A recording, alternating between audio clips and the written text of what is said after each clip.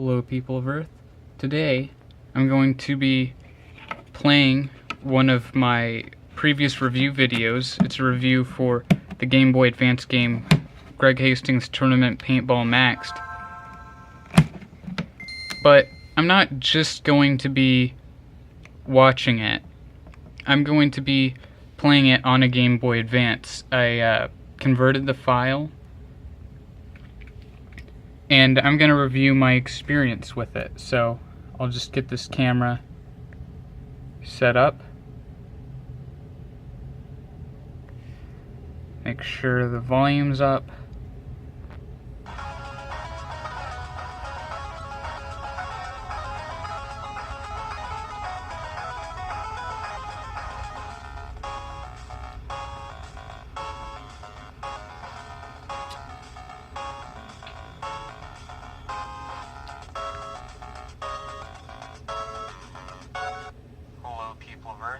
Now, rarely does a game actually surprise me.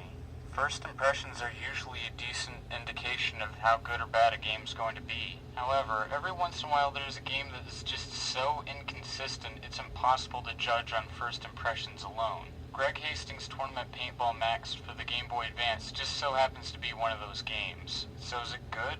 Bad? Just mediocre? Well, we're about to find out. First, I'd like to point out that this game's title is 9 syllables long. 9 syllables! On top of that, this also has a pretty boring looking cartridge. As soon as you turn the game on, you'll be greeted with some of the worst audio compression I've ever heard. It took me a few minutes just to figure out what the lyrics were.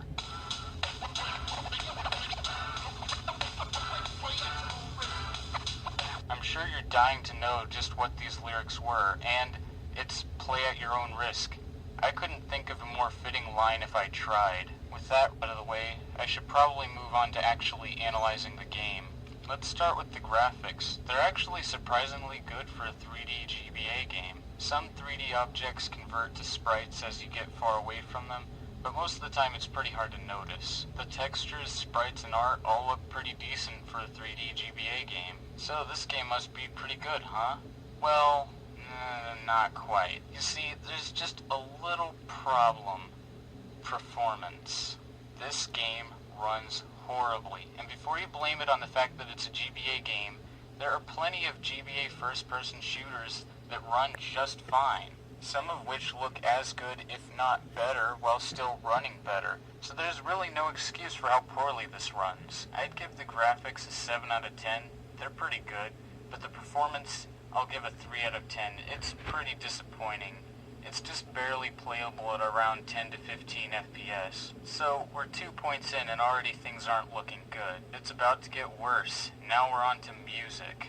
This game only has 3 tracks, and they're all terrible. First, there's the horribly compressed play at your own risk rap that plays at the intro and the credits.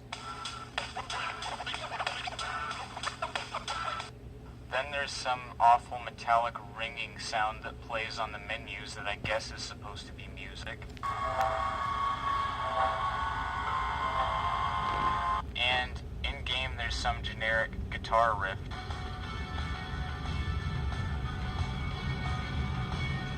So that's a track for the intro and credits, menu, and gameplay. 3 tracks, and they all sound like garbage. Honestly, I can't think of anything positive about this music. It's all short, repetitive, sounds terrible, and is very annoying. I give the music 1 out of 10, and that 1 is basically just a participation trophy, just because it has music. That music isn't any good at all. And I'm afraid things only get a little bit better with the levels. They're pretty bland and repetitive. The levels all look very similar. It's just a small arena with some obstacles sprinkled in the middle. I realize this is trying to imitate tournament paintball, but it's still pretty boring with these small levels. I give the levels a 4 out of 10.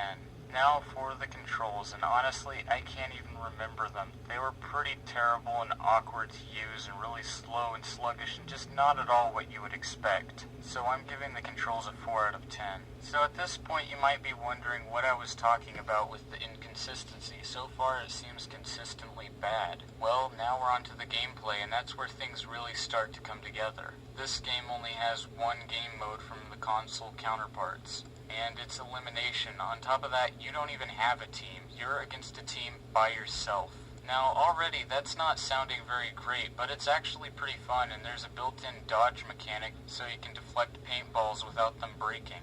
The AI isn't very smart. It pretty much just hides behind cover and takes pot shots at you whenever it feels like, but you still get that adrenaline-filled feeling of moving from cover to cover trying to get a good shot at your enemy without them hitting you.